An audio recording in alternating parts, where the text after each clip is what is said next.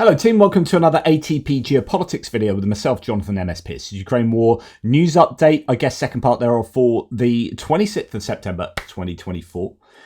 This might be a little bit of a long one because my goodness, there's been a lot happening in the geopolitical world.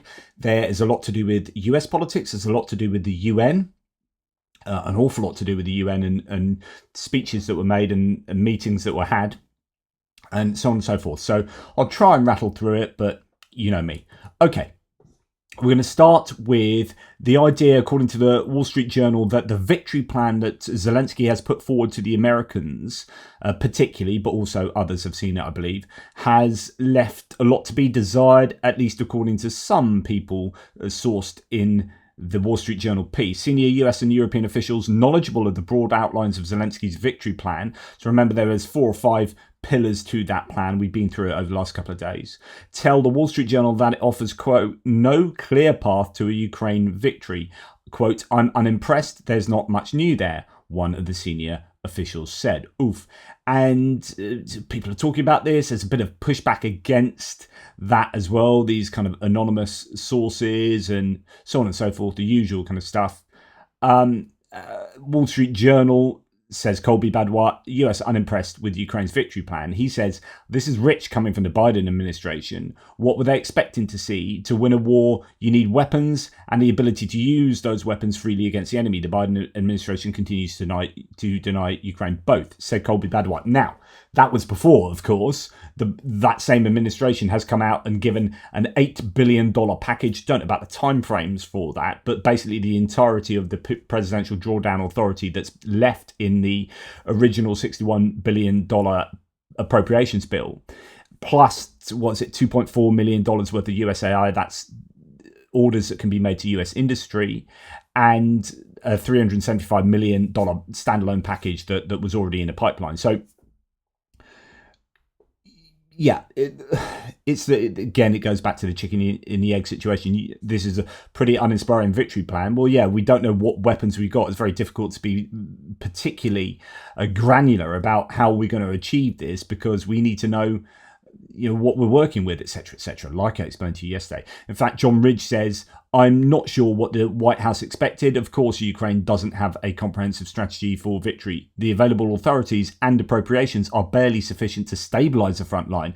Europe is equal parts unwilling and unable to make up the difference. In fact, we're hearing today, and I'll talk about this in my military aid update, but the UK Defence Secretary John Healey has said that, I forget where he said this, but essentially it appears that we started scaling down our military aid to Ukraine in 2023, the UK, because we'd realised we'd run out of kit. And then the issue is that the previous government appears to have done nothing about ramping up production for replacing that kit or for producing stuff for Ukraine. And so the UK at the moment is in a really difficult situation where the will is there, the political will is there, but the money is lacking and there's nothing put in place. We need to sort of, unfortunately, after the fact, ramp up production and capacity, etc. So Europe are trying, but there are challenges within Europe, political and financial and military. There is a US in their particular political situation, and in the middle of all this, Ukraine is having to produce a viable plan that gets them out of the situation they're in, with some kind of prevailing in this conflict, whilst not knowing exactly what they're going to be fighting with. Now, the Danish Prime Minister warns against talks of exchanging Ukrainian territories for peace. And I like this because this is exactly right. So the sort of rhetoric we are hearing, particularly from, say, US JD Vance, Donald Trump even, and then over to certain other people who are very much in support of appeasement, whether it's a case of going to China, whether it's a case of going to Brazil and the Lula da Silva, whether it be people like Elon Musk. These are people that, yeah, okay, you're going to have to swap territory to get peace. In the interview for Politico, Danish Prime Minister Mette Frederiksen also urged the EU to reduce its dependency on China, citing divergent values and interests. We are starting to see some major fault lines exist in the geopolitical landscape between China and those supporting Ukraine. China is starting to more and more overtly support Ukraine with equipment, arguably, whilst also trying to get into the EU through the back door of Serbia and Hungary with their Belt and Road Initiative. There's some work to be done there concerning China. There's a lot of strategic tinkering to be done in terms of where the US and Europe see themselves, where they want to go and how they want to deal with threats to hegemony, to stability, economic stability, and so on and so forth.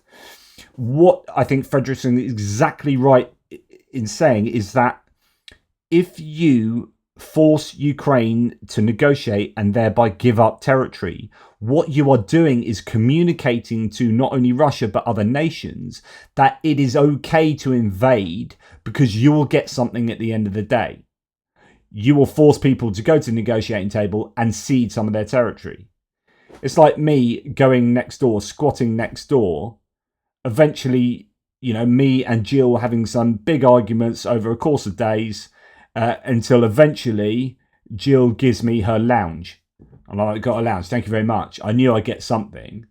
Of course, by saying you have to negotiate, we'll stop this arguing, you can have my lounge, means that I get away with going into my next door neighbour's house and knowing that I'm going to get something out of it, and she'll be forced to a negotiation because I'm stronger than her, etc., etc.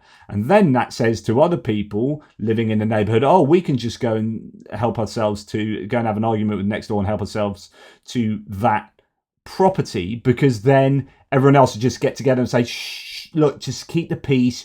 Anyone can just have a bit of the house that they've invaded. Of course, that's nonsense, but that's exactly what is going on here. And Frederiksen is right to say we can't just start exchanging territory for peace, because that is condoning invading other countries and giving them a reward for invading. Absolutely spot on. And yet appeasers are saying it's okay to invade. And that's essentially what Trump and Vance are saying. More on that later. Colby Badwar said, I'm immensely... no, he didn't say. He's reporting Senator Blumenthal, who is a Democrat from Connecticut, saying, quote, I'm immensely frustrated by the short leash that's been put on Ukraine. And I'm just going to continue pounding and pummeling every official who has anything to do with the decision. So this is brilliant. At this point, we need to make the case more strongly to the administration, so his own administration, that they need to provide permission for him to strike deeper into Russia. I've been advocating it for weeks and months now. You've got some pushback from within the Democratic Party, as you would expect. People who are strongly favouring Ukraine and Ukraine aid and support are pummeling anything virtually, having a go at anyone, sounding out into the wind maybe about this, that Ukraine should be given permission to strike deep into Russia. Now, there are some rumours I was hearing that the US might be getting ready to give permission to Ukraine to fire Storm Shadows and Scalps deep into Russia, which will be a great starting point there. Okay, we are going to go on to an interview in The Economist with Yuval Harari, who has written some brilliant books. If you've not read Sapiens, Homo Deus. I've not read Sapiens because apparently I already knew most of this kind of stuff in there. I haven't written on it myself. But Homo Deus was excellent. 21 Lessons for the 21st Century. Absolutely brilliant book. So I'm a big fan of this guy. And it's interesting that he is Israeli. And at the moment, there's an interview he did, Anton Gerashchenko is talking about it, a YouTube interview he's done, where he's basically saying Ukraine is, and I think it's based on this Economist article, Ukraine is the major conflict in the world at the moment, and that's given what's going on in Israel. So, quote, if Russia wins, no state and no border will feel secure, and the world would enter a new era of imperialist wars of conquest. A brilliant piece in The Economist magazine from the author of Sapiens, Yuval Noah Harari. Okay, so he says that humanity's greatest political achievement has been the decline of war. That is now in jeopardy. By launching a criminal invasion, Russia has threatened the future chance at security and prosperity everywhere in the world. The war is not just Ukraine's problem. Every single person on the planet will pay if Russia profits from aggression. Because if Russia is allowed to win today, then tomorrow a dozen more dictators will seek to do what Putin was allowed to do. If Moscow isn't stopped, the rules-based world order will collapse, and every bully in the world will start swallowing up its neighbours. Smaller nations in turn will seek out nuclear weapons to defend themselves, because it just got proven that promises of peace and security from superpowers are worth nothing. So if Ukraine now fails, a nation who voluntarily gave up its nukes in 1994, we just can't see the collapse of the international order. We will get another nuclear arms race. There is only one way to stop it: give Ukrainians all necessary means to push Russians back into, as he says, into Mordor. Absolutely, I agree with this. I mean, as terrible as what is happening in Israel and Lebanon and Gaza has been, etc., and as problematic morally as that whole conflict is, I think you can make a case that even if there were more civilians who died in Gaza, say, than in Ukraine and Russia, I think the ramifications of the Ukraine war are much wider than the ramifications of what's going on in the Middle East. And I say that without wanting to be at all callous here. I think both are incredibly serious and both involve huge amounts of pain and suffering that are unnecessary, right? And this isn't a competition as to who is in the most terrible situation. What I'm saying is, geopolitically, I think the Ukraine war has more significant ramifications for the wider world and the future of humanity. We're talking about issues between two emerging hegemonic entities like the US, the West, Europe, Japan, Australia, New Zealand, and BRICS. And the global south is somewhat siding with BRICS. And you've got the Middle East somewhat siding with BRICS. You know, Saudi Arabia, UAE, etc., and Turkey sort of this is a conflict that is having far greater reach than the Israeli conflict. Not to say that one isn't terrible in its own right. Okay, Russian ballet is touring Europe. Florence is one of their destination points. First comes the Russian ballet, then comes the Russian tanks, as they say in Russia. I wanted to remind the beautiful city of Florence of this. They are starting to take advantage of the normalization of war and hoping that people forget that Russia is deeply involved in genocide and war crimes. Now, Helsinki Commission, these guys are doing a really good job of keeping the terrible Russian invasion highlighted. Here we've got Michael Weiss, who is someone I refer to an awful lot, at their hearing. I think we've had Timothy Schneider there. There's nothing shadowy about what's been going on for nearly 20 years. It's war that Russia has been waging across NATO and EU territory. There's nothing. And I like this because this is exactly what I've been saying for some time now. I gave my talk up in Stockbridge somewhat recently, where I was saying that we are at war, and here are all the reasons we're at war. So we've got Michael Weiss here at the hearing saying this isn't shadowy. Russia are attacking lots of different ways. This is Russia and how they are doing war. Now, bit on social media and disinformation. Elliot Higgins here. So he's a Bellingcat guy, super awesome open source intelligence human being and entity, gets absolutely lambasted by Russia for all the amazing work he's done. His organization helped with Navalny when Navalny outed the people who were responsible for the Sergei Skripal murders in the UK, and they outed all of that, and it was sort of Bellingcat helping with that. Anyway, they've been part of so many amazing investigations, Bellingcat. He says a new fake Bellingcat story from a fake video claiming to be from Fox News. What's interesting about this one is I viewed the tweet 10 minutes ago and it had 5 views, and suddenly it jumped to 12,500, then 16,200 views in less than 5 minutes, with 0 retweets or likes. In other words, if you had something organically being viewed, it would be seen because it'd be viewed that much because it had been retweeted and liked by many people and gets on the algorithm.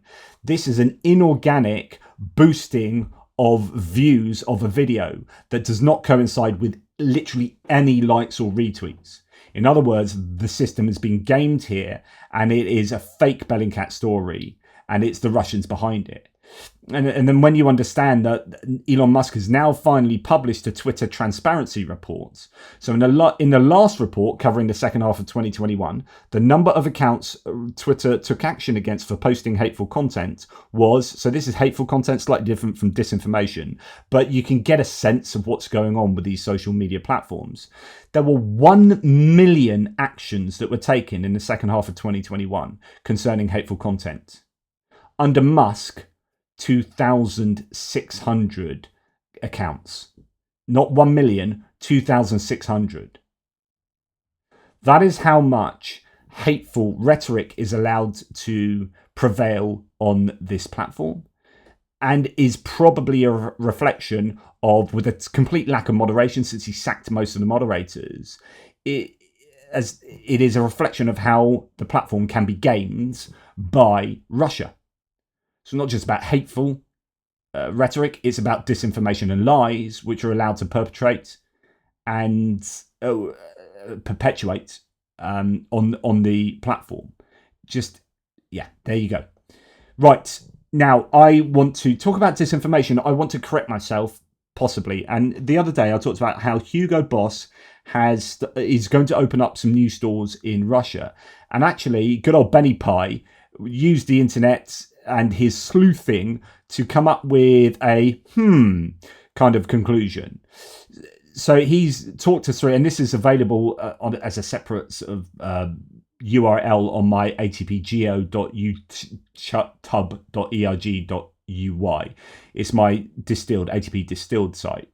So 2015, Finnish company Stockmann sells 100% of its Russian business JSC AO Stockmann to Reviva. Source is NASDAQ there. 2019, Finnish company Stockmann sells its Russian property to St. Petersburg. 2022, failed Russian JSC AO Stockmann buyout by Sberbank, cites Yakov Panchenko, owner of Reviva. 2024, Hugo Boss has completed the sale of its own Russian business. 2024, Hugo Boss has left Russia. The Russian business will now trade as Link Fashion rather than Hugo Boss. April 2024, Deputy Minister of Industry and Trade Viktor Evtukov, Hugo Boss stores to reopen once the deal is completed, so on and so forth. He's gone through and found all of these sources and all of these claims. And his take is that Hugo Boss has left Russia. It sold its Russian subsidiary to Stockmann, and in the process changed the trading name from Hugo Boss to Link Fashion. Hugo Boss is not reopening stores. Link Fashion is reopening them. And Nexta's tweet was poor, so where I took my information was poor. They reposted Russian nonsense without telling their audience. In other words, it looks like Russia's trying to say, hey, Hugo Boss is reopening, when in fact it's some kind of not Hugo Boss entity. So the questions are, as Benny says quite rightly, okay, what's not clear? Will the stores reopen with the Hugo Boss name or the Link Fashion? Don't know. Whether Hugo Boss are exporting stock wholesale to Russian retailers. They were, but is that going to continue? And why the Russian stores have not been removed from Hugo Boss's website. So in other words, hold your horses, not quite sure what's going on. Is this not really Hugo Boss? This is another entity, but then are they going to be stocking it with Hugo Boss stuff? Anyway, just a cautionary note to me that, don't always rush into regurgitating what are sometimes maybe not dubious claims, but claims that are more nuanced and complex than just a quick reading would show. So thanks for Benny Pie for doing that and keeping me as accurate as I can be and should be. Okay, and let's go to Nexta. Although this is a phenomenon that has been happening time and time again. David Cameron was caught out by this. Who else recently? Someone else recently was caught out by this as well. Giorgia Meloni was caught out by this, the Italian premier. So a fake Dmytro Kuleba made a Zoom call to a US Senator Cardin, the New York Times stated, citing a Senate security letter. The man reportedly looked and spoke like Kuleba during the video call and did not initially raise suspicions, but Cardin's doubts arose when the interlocutor, quote, began to behave uncharacteristically and asked, quote, politically motivated questions. In particular, he was interested in the senator's opinion on long-range strikes on Russian territory. Cardin ended the call and reported the incident to the State Department, which confirmed that the caller was not Kuleba. That is surely a massive challenge for anyone around the world involved in politics where you've got information on Russia and Ukraine. Maybe you're part of the Security Committee. Maybe you've been talking to X, Y, and Z who are politicians in those committees or whatever, and you're part of the party, or so on and so forth. Lots of people have huge amount of knowledge that shouldn't really be shared with public, and certainly that you wouldn't want Russia to get hold of. And then you get these pranksters doing these phone calls that under the kind of guise of comedy pranksters, but they're not actually. They were the ones who phoned David Cameron, and got information, and also they were the ones who phoned Giorgia Meloni. Here, I think it's someone else, where you've got Russians pretending to be Ukrainians in this case. Previously, it's Poroshenko they were pretending to be, and getting information out of politicians that is going to be incredibly useful for the Russians. Right, now we're going to go on more formally to US politics, and I'm just going to start with a couple of things that people have accused me of. Now, I wear my heart on my sleeve when it comes to US politics at the moment, because I think we're in an inflection point in the world geopolitically, and I think if we don't support Ukraine overtly and really clearly understand that Ukraine are the good guys, Russia are the bad guys, like if you're not willing to state that as a major politician, particularly as someone running for president in the US, then I'm sorry, I've got an issue with you. But also, it's dreadfully important for me to be talking about this, because my goodness, does it not impact the war in Ukraine? It impacts how Ukraine are going to plan for a victory, given that one of the options could be a Trump regime rather than a Harris one, or regime is probably the wrong word, but you get my meaning, a Trump administration rather than a Harris administration. That's going to affect how Ukraine are going about doing things and can seriously affect the outcome for Ukraine. So someone says, if you don't stop the childish anti-Trump stuff, you will lose a lot of viewers. Please stick to the subject. This literally is the subject. If I can't talk about Donald Trump, like the thing is, like if I was slagging off Kamala Harris because she was, I don't know, so massively pro-Hamas and pro-Gaza and pro-Palestine, right, more accurately. She's massively pro-Palestine and then took this view of appeasement on Ukraine, I would be hammering her on Ukraine for sure. But this person wouldn't have a problem with that. So therefore, it is because Trump has become, we are in a situation where we're so partisan that you can't differentiate Trump from ideas. And actually, Trump really doesn't represent Republican conservative ideas anymore. Like you could drive, goodness me, you could drive the USS Enterprise through between Reagan and Trump in terms of ideology. So he's got this kind of Trumpism that I think is divorced from traditional conservative, small L liberal, free market ideology, etc., etc. Okay, but people just can't sort of get away. You know, people who are lifelong Republican voters are like, well, I've got to go. Often it's I've got to go with Trump. He's my man, and my identity is wrapped up with my Republican identity, or more pertinently these days, my Trumpian identity. And actually, he is so much a part of me that any attack on Trump is an attack on me. And the cognitive dissonance that goes on in my head when I have this view of who I am and who Trump is, when I see evidence or hear evidence against that, or someone slagging off Trump, then I can't handle that. So rather than dealing with that and trying to understand the political situation more, I just want someone to shut up and stop talking about it. So stop the childish anti-Trump stuff. You will lose a lot of viewers. Please stick to the subject. In other words, I'm not allowed to critique a particular person, but had it been someone else that you don't like, you would have been well on board with that. So had it been the same type of criticism on someone else, no problem at all. Dear Jonathan, I respect and enjoy your updates on the Ukraine war with Russia, and I support Ukraine and pray for its survival and for the return of all its land, and for Russia to pay deeply for their invasion and destruction and many, many war crimes. Absolutely. So we're both in agreement. But your attack on our US President Donald Trump is way, way over your expertise. If that's true, you've got to show me how I don't know what I'm talking about. My view, he says, is that the Democratic Party is very, very corrupt, evidence please, and evil, evidence and what that means, but has at least one spot of good, that it is supporting Ukraine in the war. Very, very nice of you. Like the yin-yang symbol, there is good in every evil position and evil in every good position by human endeavours. I mean, the fact that you would think that another party... I mean, if you listen to everything that Kamala Harris has recently said, if you can come away thinking, goodness me, she's evil. Goodness me, that's evil. Wanting to give homeowners a break. Wanting to give entrepreneurs 50,000 startup tax breaks instead of 5,000. Why you would think that's evil, I just don't get it.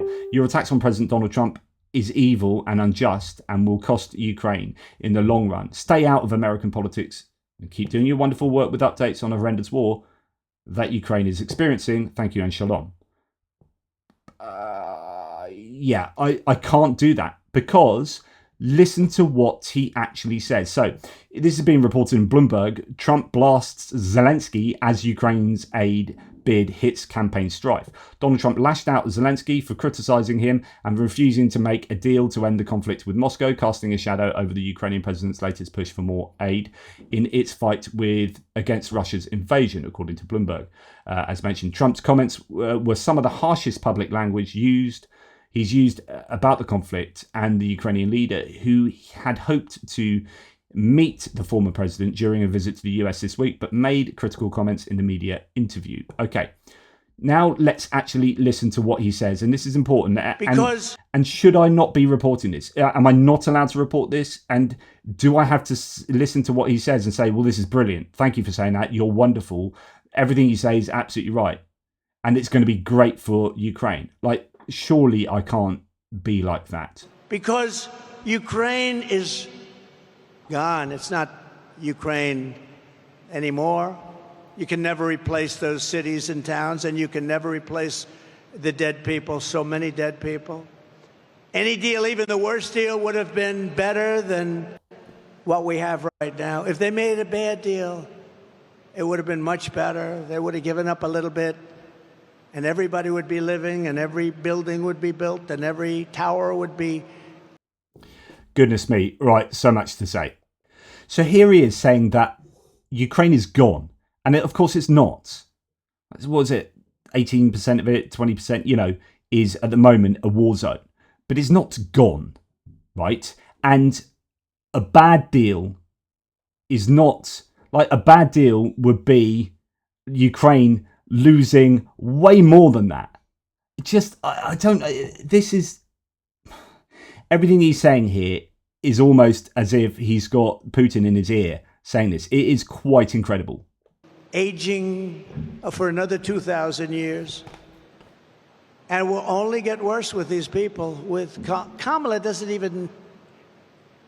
she doesn't know what she's doing. More people will die. More cities will fall. The ones that fell will continue to receive more and more bombs. They'll be broken up asunder, worse than they are right now. Nothing is standing. The crops are dying. There's really nothing for the Ukrainian people to move back to. Do you know what do you know what you're talking about? This is really offensive. Like, if I was Ukrainian listening to that, someone operating a farm in Lviv, I'd be like, what are you talking about? And even the farmers are still working almost up to the contact line. Just honestly. And it didn't need to happen. No, so the question is, it didn't need to happen, so what made it happen? It was Putin invading. So do we say, well, we'll do a deal with you? And it goes back to my point about invading other people's houses and getting a deal out of it. And this condones invasion. This condones seizing other people's property. Those buildings are down. Those cities are gone. They're gone. And we continue to give billions of dollars to a man who refuses to make a deal, Zelensky. I am so angry. I'm being really calm here, but I would be spitting at the screen otherwise. And my goodness, if me and him were in the same room, he's starting to have a go at Zelensky for not doing a deal. So I'm just getting this straight. If Russia invaded Alaska, you should just do a deal straight away and give up Alaska, right? If Russia invaded the US, you would be forced to do a deal. Any weaker nation, by default, has to give up their property to a stronger nation. That's what you're advocating here. It is absolutely disgusting. And so I go back to those people who say, stay away from Trump, you don't know what you're talking about. Listen to the man's words. Listen to his words, right? And tell me otherwise. Tell me, if you are, as this previous person was, such a strong advocate for Ukraine, that's brilliant. But, attacking the US president is way, way over your expertise. And blah, blah, blah, blah, blah, blah, evil, evil, Democrats are evil, blah, blah, blah. And then we have Trump saying Zelensky should have given up his territory to Putin. I don't know how you square that circle. There was no deal that he could have made that wouldn't have been better than the situation you have right now. You have a country that has been obliterated, not possible to be rebuilt. It'll take hundreds of years to rebuild it. There's not enough money to rebuild it if the whole world got together. This is just a massive lie. I mean, he's just lying and the people are sucking that up, being disinformed. This is Russian disinformation. They're not going to be satisfied until they send American kids over to Ukraine, and that's what they're trying to do. And the moms and dads of America don't want their kids fighting Ukraine and Russia, and we're not going to have our soldiers die across the ocean.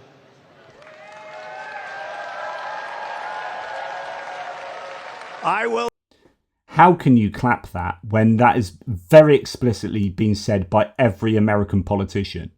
This is disgraceful. So you've got this idea that Ukraine is gone. It's not Ukraine anymore. It's almost all destroyed. Millions and millions of people have died. I mean, that's incorrect. So he's lying. He's lying to his audience and getting them to applaud it. Putin is no angel, he has said, but Biden and Harris stupidly allowed this war. So he's basically morally excusing by Putin is no angel. Doesn't call him a dictator. Doesn't say he's terrible. Putin is no angel. Oh, Hitler was no angel. If I said Hitler was no angel, what would that say about my predictions there? Any bad deal with Putin is better than no deal. Ukraine should have agreed to the terms earlier and given up something. Ukraine, what do you have left after 3 years of terrible fighting? You will never be able to rebuild the cities and towns as they were. They were thousands of years old. 3 years ago, you had beautiful civilization. Now, most of the country is gone. There is no heritage. It's just a complete lie. Ukraine is running out of soldiers. They are using small children and old people. So that's another part of the speech. If Harris wins, more people will die, more cities will fall. They're not using small children. They are using older soldiers than they would otherwise like. That's what you do when you've been invaded and an occupying army is forcing either your people to run away out the country, or you have had high rates of casualties whereby you need older people to serve. A quote, according to Max24 from this, is that the president of Ukraine is in our country. He's making dirty little jabs at our beloved president, me. He accused Biden and Harris of allocating billions of dollars to Zelensky, who refuses to make a deal. It's just, this is absolutely terrible. It does my nut in. Kiev Post says, before again calling for Ukraine to appease Trump runs through a series of verbatim Kremlin talking points, initially disparaging President Zelensky before moving on to the crown jewel of Russian disinformation narratives, namely that Ukraine doesn't exist. At this point, shouldn't Americans be asking who Trump really works for? This is how the Ukrainians are seeing it. I watched this poor guy yesterday at the United Nations. He didn't know what he was saying. They just don't know what to do. They're locked into a situation. So he's saying Zelensky doesn't know what he's saying. So the guy that's been experiencing this war for all that time, Zelensky doesn't know what he's saying. Poor guy doesn't know what he's saying. You clueless tool. It's sad. They just don't know what to do because Ukraine is gone. It's not Ukraine anymore. You can never replace those cities and towns, and you can never replace the dead people, so many dead people. Any deal, even the worst deal, would have been better than what we have right now. If they made a bad deal, it would have been much better. They would have given up a little bit, and everybody would be living, and every building would be built, and every tower would be aging for another 2,000 years. In other words, yay the bullies. Anyone that invades anywhere gets to keep something. It's absolutely incredible. And then we have his vice president. Reporter, can you detail how a Trump-Vance administration would end the war in Ukraine? Said, and can you detail how a Trump-Vance administration would end the war in Ukraine? Well, look, the details for how Donald Trump is going to end the war in Ukraine is by not being weak and not being dumb, which is unfortunately something you can't say for the current administration. It's very simple. Said, and can Details of how Trump will end the war. So again, I've talked about this before. You're asked a very clear question for, wanting to hear granular detail. And what granular policy detail do we get about ending the war in Ukraine? Well, Trump will end the war by not being weak and not being dumb. Thank you very much. Right, next question. The reason I keep talking about these guys and disparaging them is because they are incredibly dangerous. They're incredibly dangerous for the world and incredibly dangerous for Ukraine. And if you want me not to talk about this because somehow it hurts your feelings to hear criticism of your beloved leader, then you need to sort out your own psychology here. You need to sort out whether you are indeed in some kind of cult. And just accusing me of having Trump derangement syndrome, as many people did, doesn't go towards addressing those criticisms. It's a form of deflection. You deal with the words that he says and the policies that he is advocating for, which are vague appeasement policies that only benefit the aggressor, that only benefit the dictator. And then alongside that, Speaker Johnson refuses to meet with Zelensky. Trump's refused to meet with Zelensky. And now Speaker Johnson has called for Zelensky to fire his ambassador to the US and other Republicans have sought an investigation into Zelensky's visiting, particularly to Pennsylvania. This is a side that the GOP are taking at the moment, at least at the top of the ticket and in a kind of semi-formal way. Where are the GOP members who are very strong advocates for Ukraine? Where are they positioning themselves? Why aren't they standing up to this? You got Lisa Murkowski from Alaska, at least she has said as a Republican senator, I am not endorsing Trump. Now, it's not necessarily to do with this, but look, you've got some Republicans saying, look, this guy is dangerous. He's not right for the country. It ain't for me. Anyway, to go to the UN... And my goodness, I could get angry for another hour on that. Zelensky told the UN Security Council on September 24th that peace cannot be achieved through negotiations alone, but that Russia must be forced to end the war. And that's part of his victory plan, which is going to the negotiating tables from a strong position on the battlefield. The battlefield is a form of negotiating table, which is not what we've heard from Trump, which is, oh, you should have done a deal straight away. They invaded. Remember, if they'd done a deal straight away, where the Russians were, just outside Kyiv. The Ukrainians have taken back 54% of what the Russians controlled back in, February, March 2022. So if you had listened to Trump and Vance's rationale, Ukraine would have lost a massive portion of their country. France says Russia's war of aggression affects us all. France will continue to support Ukraine at all levels and in the long term. Excellent. Thank you, France. Really good to hear that kind of rhetoric. How can we not be outraged by Russia's brutal, illegal and unjustifiable war of aggression against Ukraine, they say, by this massive and ongoing violation of the most basic principles of the UN Charter. Russia must be held accountable. Right. Why is it that we can hear this from people like this French ambassador to the UN, but not from Trump? Why is it that Trump cannot clearly delineate moral evaluations here? Why can he not clearly understand that Putin is the moral monster that he is? Why is that so hard to do?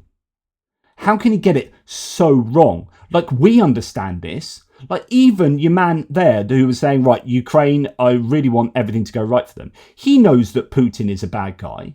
What does he think about Trump not calling out Putin? He has a go at me for criticising Trump, but doesn't have a go at Trump for not criticising Putin. How can you do that? Answer me. Please answer me. If you're watching this video, and with all due respect, and thank you, but if you are Jimbo Hursty, whatever your name is here, right? I want you to tell me why it is Jim Bob Hurst. Right, I want you, Yeshua Slave, I want you to tell me why it is that Trump cannot say the strong rhetorical things that we're hearing from other politicians who are obviously critical of Putin for clear reasons. Answer me that. I showed you David Lammy's speech that was absolutely excoriating of Putin in wonderful ways. Brilliant speech. Well done. Go and watch my video from yesterday that had that in full. David Lammy hammered Russia and Putin directly, listing some of his crimes and his mafia empire.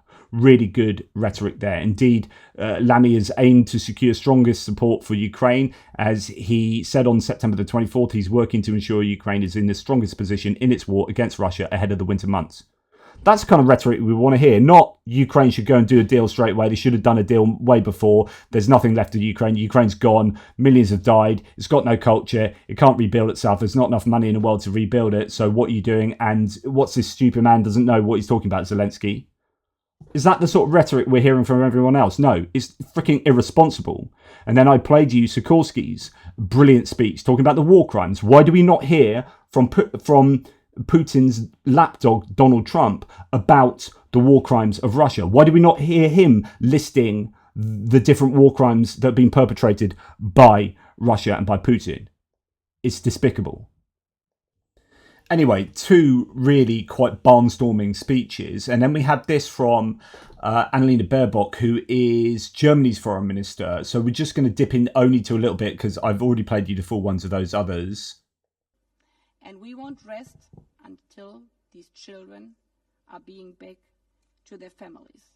And yes, the Russian Federation, the ambassador who always leaves after he has spoken here, I've experienced that a couple of times, you can fool yourself. The strongest man of your country can hide behind teenager girls who he kidnapped. But you cannot fool the world. Ouch. And that's sort of similar along the lines of Sikorski's claims of genocide of Russia, stealing children, and talking about the Russian ambassador, how he says his piece and then he leaves, and as you saw there, leaves someone else in his place. So she is just a kind of proxy or replacement for the bald-headed chap, if you know, Nebensia, who it just does a runner. But anyway, loads of really strong positions against Russia with what people are saying. Christiane Amanpour, like she did with Sikorski, interviewed Annalena Baerbock as well. Self-defense includes that you don't have to wait until the rocket hits your city like Kharkiv until the children's hospital has been destroyed. Self-defense means that you prevent it, that you can stop it, stopping a direct attack, said Baerbock. Now, I won't play you that full interview, but yeah, being really strong again in not just defending Ukraine, but also advocating for or not just attacking Russia, but advocating for Ukraine being able to use weapons deep inside Russia.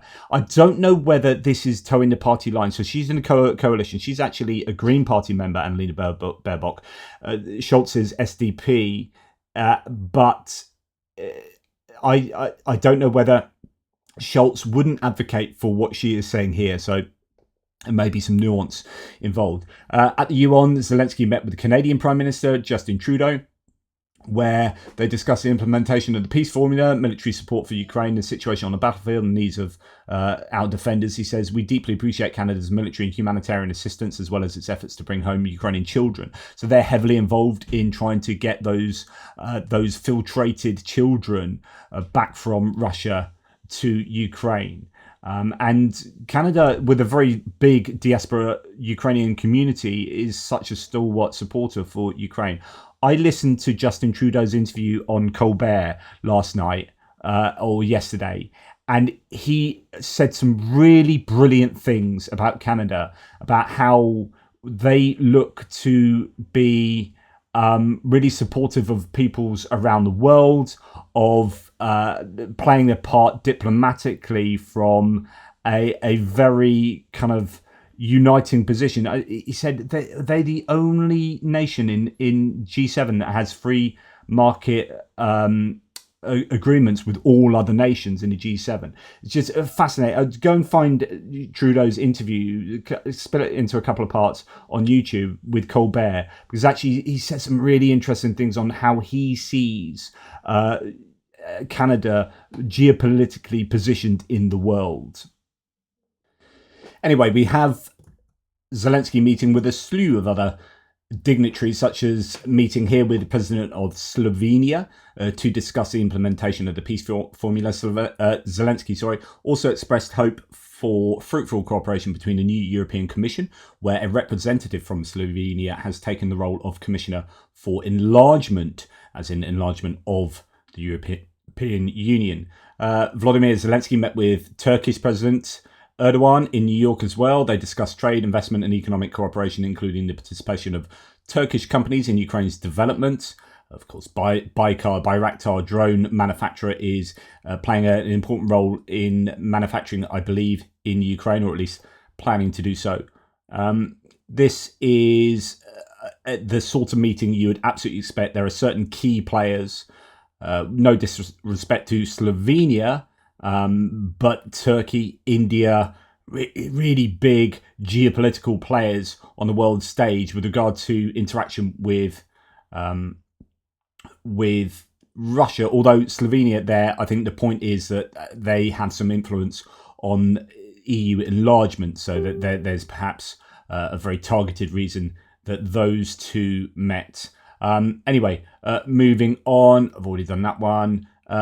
Zelensky also met with Vietnamese President To Lam to discuss the development of bilateral relations and increasing trade, particularly in the agricultural sector. Zelensky expressed gratitude for Vietnam's humanitarian support and its willingness to participate in Ukraine's post-war recovery efforts. This is an interesting one as well, because if you remember, Russia went and met with Vietnam, then the US met, I think, very shortly afterwards, and this was only like a month or two ago. So again, there are reasons why these particular meetings are taking place. Obviously, when all of the world is going to be in New York for the UN conference, there is going to be a selection process of who Ukraine gets to meet with.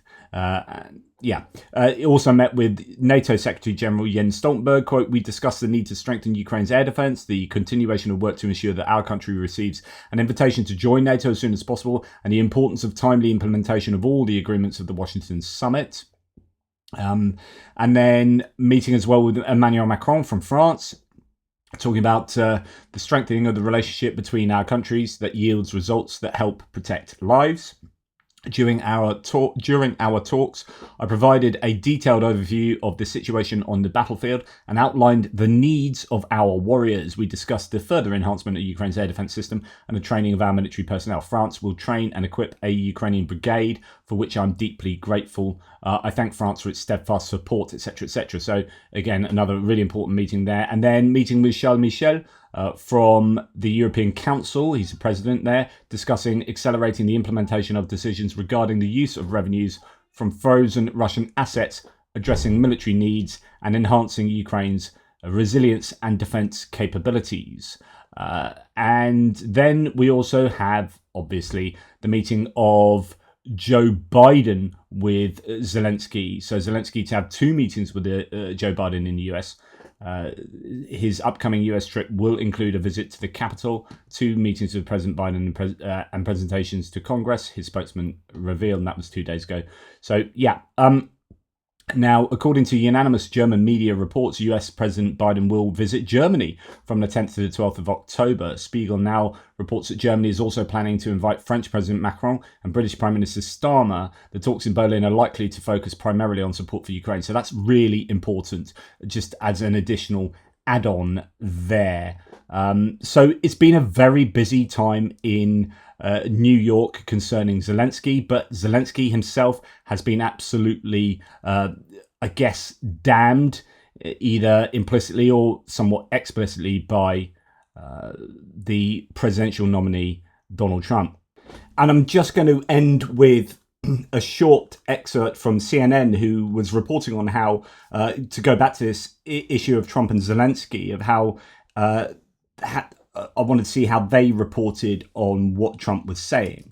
Any type of threat from Iran on former and current U.S. officials. But look, Iran and Iranian leaders were not the only topic, or foreign leaders, I should say, that Donald Trump brought up here in North Carolina. He also started to sharply criticize President Volodymyr Zelensky of Ukraine during his speech today as well. And really, it was some of the most public criticisms we have heard of from Donald Trump of Zelensky thus far. And also his comments really indicated that he would significantly pare back support to Ukraine and funding for the war between Ukraine and Russia if he were elected in November. He said at one point that those cities are gone. Speaking about Ukraine, they're gone, and we continue to give billions of dollars to a man who refused to make a deal, Zelensky. So some very harsh words there as well from the foreign president about Ukraine. Very interesting. All right, Elena Treen and Eva. So, yeah, and there's more to be said on that, and they report more on that. But it's the idea that Zelensky's the one getting criticised. Just still blows my mind. Like, talk about victim blaming. Anyway, I'd be interested, if you are still a big fan of Trump, how do you understand what he is saying and how he's positioning himself vis-a-vis the war in Ukraine? That's enough from me. You guys take care. Thank you so much for your well-wishing and all your support. Really do appreciate it. And I'll speak to you soon.